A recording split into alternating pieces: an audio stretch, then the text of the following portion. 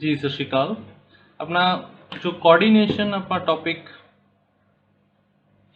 ਆਪਾਂ ਚੂਜ਼ ਕੀਤਾ ਹੈ ਕਿ ਇਹ ਕਰਾਂਗੇ। ਇਹ ਮੇਜਰ ਟੌਪਿਕ ਹੈ ਜੋ ਆਪਾਂ ਸਟਾਰਟਿੰਗ 'ਚ ਕਰਾਂਗੇ ਕੋਆਰਡੀਨੇਸ਼ਨ। ਪਰ ਇਸ ਦੇ ਨਾਲ ਹੀ ਜੋ ਕੋਆਰਡੀਨੇਸ਼ਨ ਦੇ ਲਈ ਵੀ ਇੰਪੋਰਟੈਂਟ ਹੈ ਉਹ ਹੈ chemical bonding.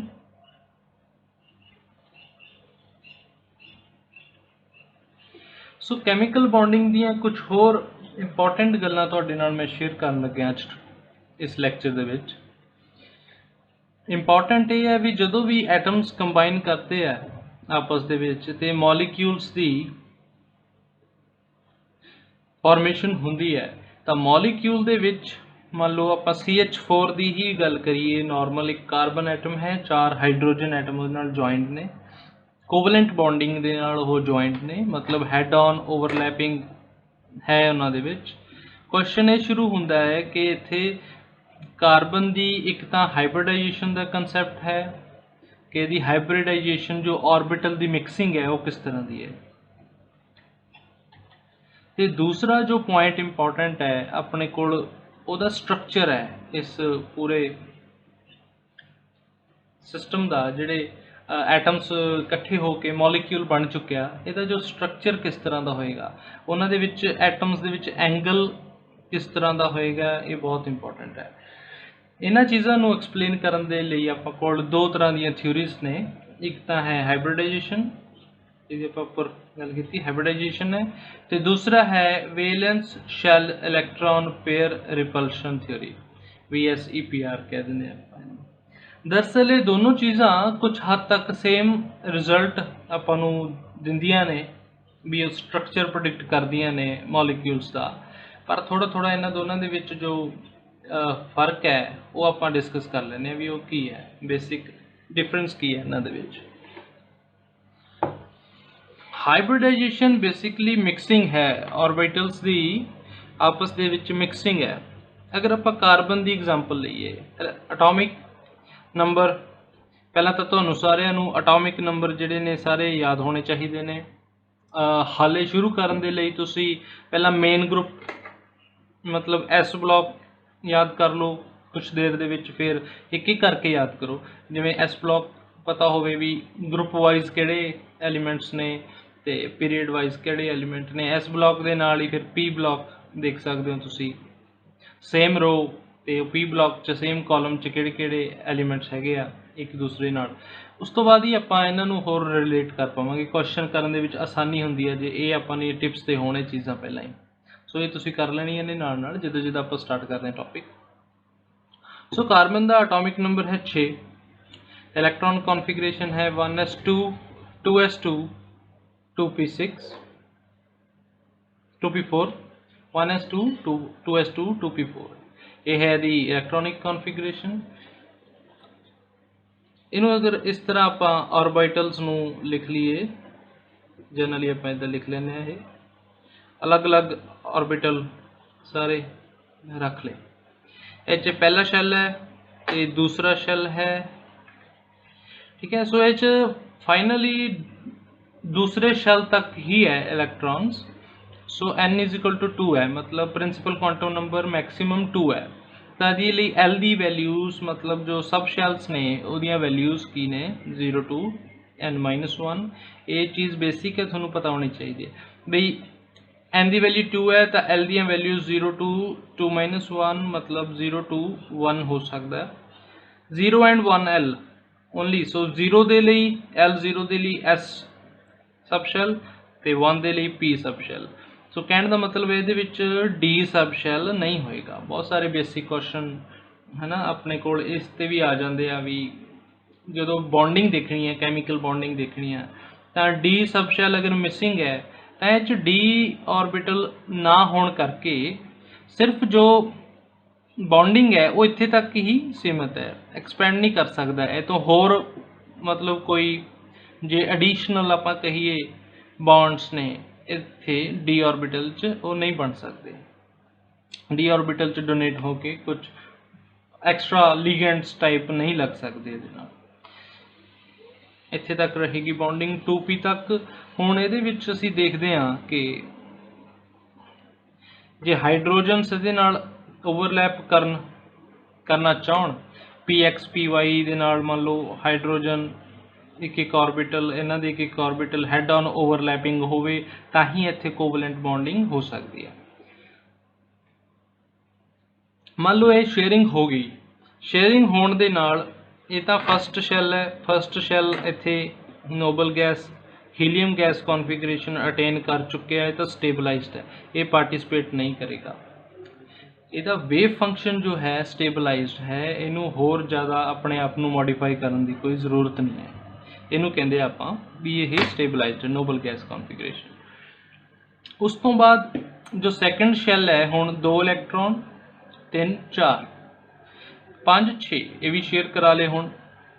So carbon 1 2 3 4 5 6 electron इस शैल दे विच हुण ये रह रहे हैं, यानी कि अपना इफेक्ट शो कर रहा है, वेव फंक्शन च मिक्सिंग हो चुकी है। पर 6 इलैक्ट्रॉन की इस मिक्सिंग नाल स्टेबिलिटी नहीं आती। आपां ये देखिया है कि 8 इलैक्ट्रॉन चाहिए ने, जिन्हों आपां ऑक्टेट रोल भी कहने, 8 इलैक्ट्रॉन चाहिए ने इस सैकेंड शैल नूं स्टेबलाइज होने दे लई। उस दे लई की हुंदा है इत्थे कि जदों भी ये दो बॉन्डिंग शुरू होंदी है, ये दो बॉन्ड्स बनने शुरू होंदे आ, तो कुछ अट्रैक्टिव फोर्सेस जनरेट होंदी है। अट्रैक्टिव फोर्सेस करके सिस्टम की एनर्जी जो है लोअर जाती है।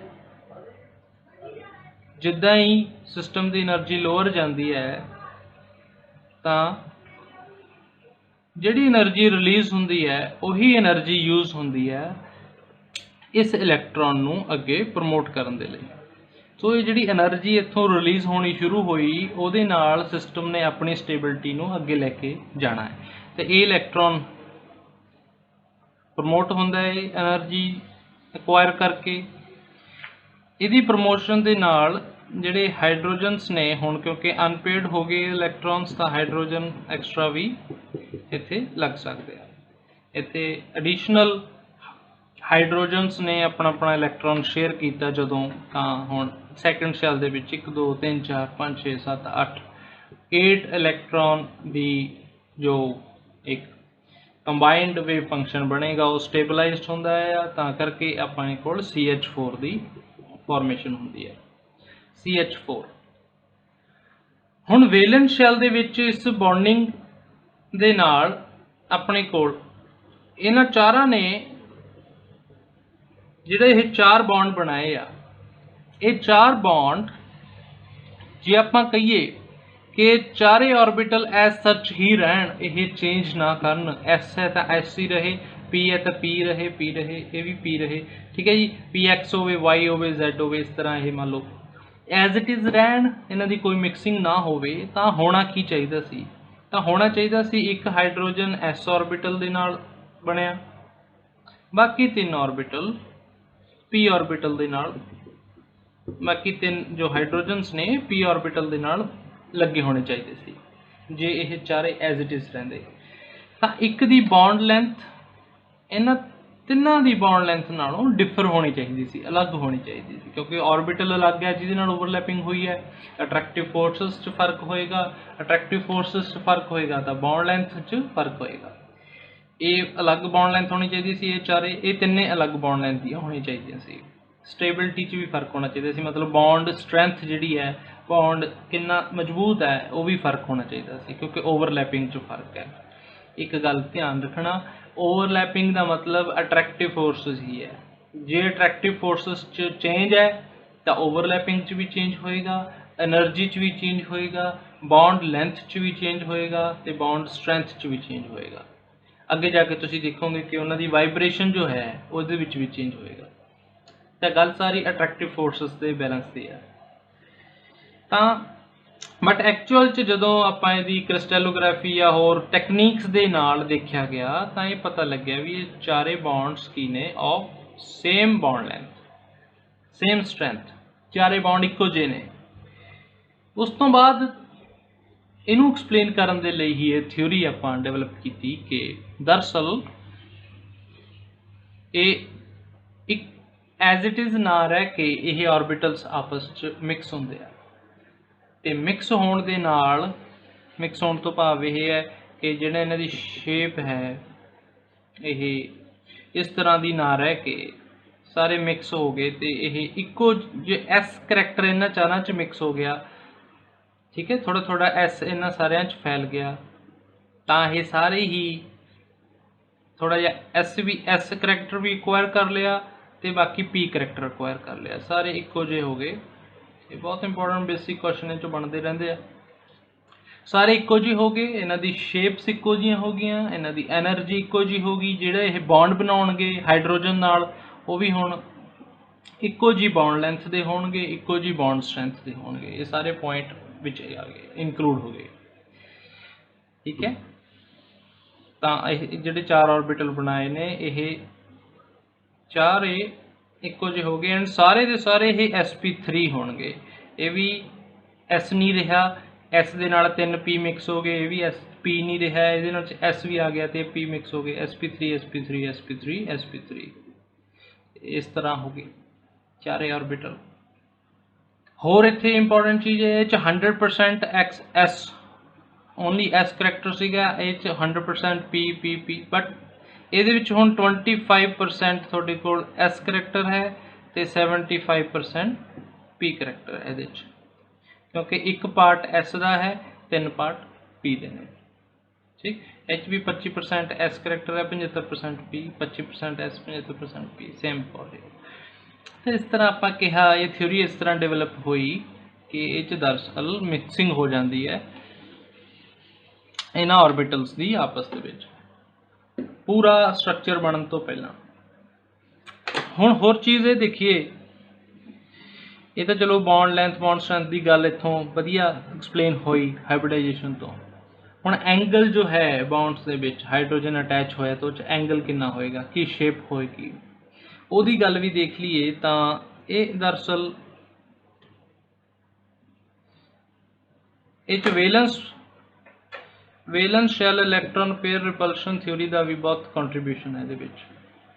वो किवें कि पहला तो इत्थों हाइब्रिडाइजेशन जो की है पिछे उत्थों ही देख लीए किन्ने बॉन्ड पेयर ने जिहड़े सैट होने स्पेस के विच। बॉन्ड पेयर, एक बॉन्ड पेयर 2 इलैक्ट्रॉन नाल एक पेयर बनता है, एक पेयर, दूसरा पेयर, तीसरा पेयर, चौथा पेयर, 4 पेयर ऑफ इलैक्ट्रॉन्स ने,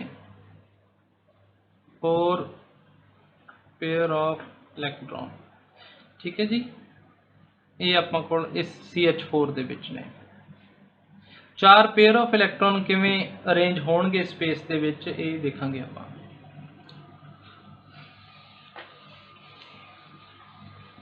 हुण VSEPR थ्योरी की कहंदी है आपां नूं,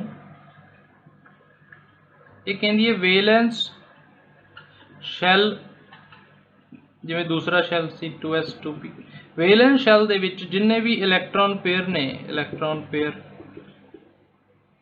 उन्हां च जो रिपल्शन है ये डिसाइड करेगी भी किस तरह का स्ट्रक्चर बनेगा। वेलेंस शैल दे जो इलैक्ट्रॉन पेयर ने उन्हां दे विच जो रिपल्शन है वो डिसाइड करेगी, तो रिपल्शन होनी चाहिए है मिनीमम, ताही सिस्टम स्टेबलाइज रहेगा। रिपल्शन घट्टो घट्ट होनी चाहिए है। तो हुण मान लो 2 इलैक्ट्रॉन पेयर होण, ये अपना सेंट्रल मैटल है ए, ये अराउंड 2 इलैक्ट्रॉन पेयर ने, एक इधर कुछ जुड़िया होया, एक इधर कुछ जुड़िया होया, एक इलैक्ट्रॉन शेयर करा के इदा एक इलैक्ट्रॉन पेयर, एक इलैक्ट्रॉन, 2 इलैक्ट्रॉन पेयर हो गए। इन्हां दी शेप किहड़ी बनेगी जिस मिनीमम रिपल्शन होणगी, यही VSEPR थ्योरी कहती है कि वेलेंस शैल च जो इलैक्ट्रॉन पेयर ने उन्हां च जो रिपल्शन है वो मिनीमम होनी चाहिए। हुण मिनीमम कदों होएगी, जदों ये 2 इलैक्ट्रॉन पेयर 180 डिग्री ते होणगे। जे 2 इलैक्ट्रॉन पेयर इस एंगल ते होणगे तो थोड़े इहदे नालों तो नज़दीक ही ने इलैक्ट्रॉन पेयर, सो कुछ रिपल्शन कॉज करनगे, सो बैटर है कि इत्थे टर्न होके इत्थे आ जाए, ठीक है। इत्थे ये वाला स्ट्रक्चर इहदा स्टेबलाइज होए। इसलिए 2 इलैक्ट्रॉन पेयर जदों हुंदे है तां ओह लीनियर स्ट्रक्चर बनाते हैं। यही चीज़ जे 3 इलैक्ट्रॉन पेयर होण तां उन्हां च 120 डिग्री का एंगल रहिंदा है, तो यह इस तरह की जो एक लीनियर प्लेनर, इस तरह की एक प्लेनर स्ट्रक्चर दे विच ये रहिंदे ने। ठीक है जी। यही अगर अपने कोल 4 इलैक्ट्रॉन पेयर होण, ठीक, जिवें CH4 दे विच सी, तां उन्हां दी जो शेप है वो 109.28 रहिंदी है। इत्थे ही ये चारे इलैक्ट्रॉन पेयर मिनिमम रिपल्शन ते रहिंदे ने ते यह टैट्राहेड्रल टाइप जो स्ट्रक्चर है ये बनती है अपने को टैट्राहेड्रल टाइप स्ट्रक्चर, राइट। इन्हों आप इस तरह भी देख सकते हैं भी एक इस तरह होएगा तो यह 4 कुछ इस 3 इस तरह ने ये वाले तो एक ये होएगा अपने को कुछ इस तरह की टैट्राहेड्रल स्ट्रक्चर है। इन्हों स्टीरियो कैमिस्ट्री दे विच बहुत ही डिटेल च आपां करना है, समझना है टैट्राहेड्रल स्ट्रक्चर नूं। इस तो अगर एंगल थोड़ा जिहा भी घटेगा वधेगा तो रिपल्शन वध जाणगियां अगर ये चारे बॉन्ड पेयर ने। ठीक है जी। पर जेकर ये वाला उपरला बॉन्ड मान लो आपां कोल थोड़ी जी चेंज हो जाए, इत्थे नाइट्रोजन लगा लो तो इत्थे लोन पेयर आ जाए, ये चीज़ हो जाए। हुण लोन पेयर बॉन्ड पेयर वर्गा नहीं है। लोन पेयर की जो अट्रैक्टिव फोर्सेस है वह ये नालों फर्क है। क्यों? इत्थे 2 हाइड्रोजन का न्यूक्लियाई भी एक्शन दे विच है, नाइट्रोजन का न्यूक्लियाई भी एक्शन दे विच है। दोनों का न्यूक्लियाई इस बॉन्ड पेयर नूं अट्रैक्ट करता है। पर इधर जिहड़ा न्यूक्लियाई का इफेक्ट है वो इस तरह नहीं है, कल्ले नाइट्रोजन का ही है। सो एक अट्रैक्टिव फोर्स घटन करके ये थोड़ा फैल जाएगा। ये फैलेगा तो इधर रिपल्शन कॉज करेगा तो इन्हां नूं थोड़ा जा मजबूर करेगा भी ये थोड़े एंगल अपना घटा लैण।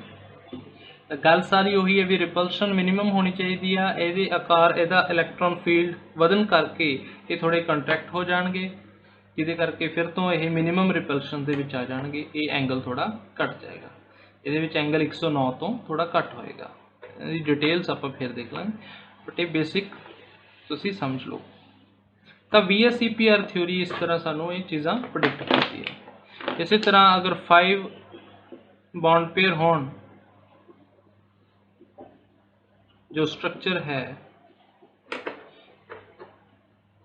ये ट्राइगोनल बाईपिरामिडल भी बन सकती है। ठीक है, इत्थे ट्राइगोनल बाईपिरामिडल दे नाल स्क्वेयर पिरामिडल भी एग्जिस्ट करता है, डिपेंड करता भी आपां कोल किस तरह का कंपाउंड है। तो अगर 6 बॉन्ड पेयर होण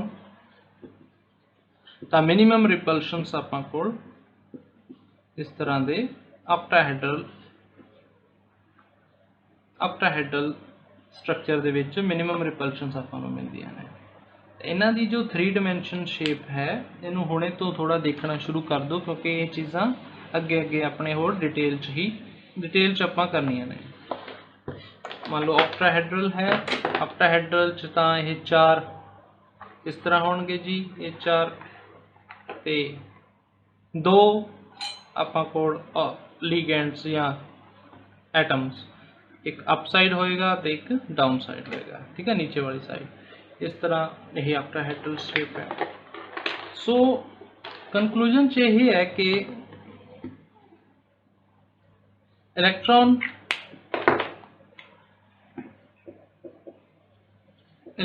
पेयर ही अपने कोल यह डिसाइड करते हैं कि ओदा स्ट्रक्चर की होएगा, हाइब्रिडाइजेशन की होएगी। अगर 2 ही इलैक्ट्रॉन पेयर ने तो वह S एंड P 2 ऑर्बिटल तो मिलके बनया होएगा मिक्सिंग तो उसकी हाइब्रिडाइजेशन SP आ जाएगी। 3 इलैक्ट्रॉन पेयर ने तो हाइब्रिडाइजेशन SP2। इन्हां च कुछ चेंजेस आ सकदियां ने जदों आपां गल करांगे नवे एटम्स की बाइंडिंग की, उन्हां दी अगर बाइंडिंग मोड चेंज हो रहा है तो इन्हां च भी चेंजेस आ सकदियां ने। पर जनरल चीज़ यही है जिहड़ी आपां पढ़ ली है, ट्राईएंगुलर प्लेनर 4 इलैक्ट्रॉन पेयर होणगे तो SP3 हाइब्रिडाइजेशन, जो कि आपां देखिया हुणे CH4 दे विच। ठीक है, स्ट्रक्चर टेट्राहेड्रल बनेगा। 5 इलैक्ट्रॉन पेयर होणगे तो DSP3 बन सकती है अपने को हाइब्रिडाइजेशन, ठीक है, जिहदे विच अपने को यह ट्राइगोनल बाई पिरामिडल स्ट्रक्चर बनेगा जो हमने बनाया सी sp3d2 स्ट्रक्चर या d2sp3 स्ट्रक्चर हाइब्रिडाइजेशन बन सकती है ऑक्टाहेड्रल ਲਈ। इस तो अलावा होर बहुत सारे अपने को स्ट्रक्चर ने जिन्हां दी मैं एक तुहानूं हुण एक इमेज दे दांगा, एक पिक अपलोड कर दांगा तुहानूं, जिहड़े साडे सबसक्राइबर ने उन्हां नूं मैं शेयर कर दांगा कि क्यूबिक स्ट्रक्चर हो गया या प्रिज्मैटिक, एंटी प्रिज्मैटिक या pentagonal bi pyramidal structure, square planar structure, ये सारे स्ट्रक्चर्स जिहड़े इन्हां तो अलावा भी ने उन्हां दी हाइब्रिडाइजेशन की है, किहड़े किहड़े ऑर्बिटल उहदे विच इनवॉल्वड ने, वो सारी दी जिहड़ी डिटेल है ये आपां एक तुहानूं शेयर कर देंगे इमेजेस च, क्योंकि सारी चीज़ां इत्थे हले डिस्कस करन च ये लंबा हो जाएगा, तो बस नोट कर लेना तुसीं, क्योंकि स्ट्रक्चर जिदा जिदा लार्ज हो जाएगा, एटम्स के नंबर वधी जाएंगे तो स्ट्रक्चर उन्ना ही कंपलैक्स हो जाता, उन्होंने पढ़ना होर ज़्यादा डूंघाई च जाना पेगा। वो कई बार साढ़े नैट के स्कोप तो भी बाहर चले जाता भी आप नैट ली या JRF ली या जैम ली जी प्रैपरेशन करते हैं, बट हाँ कई बार डायरैक्ट क्वेश्चन आ जाता है भी हाइब्रिडेशन की है, बस इन्ना दस दो,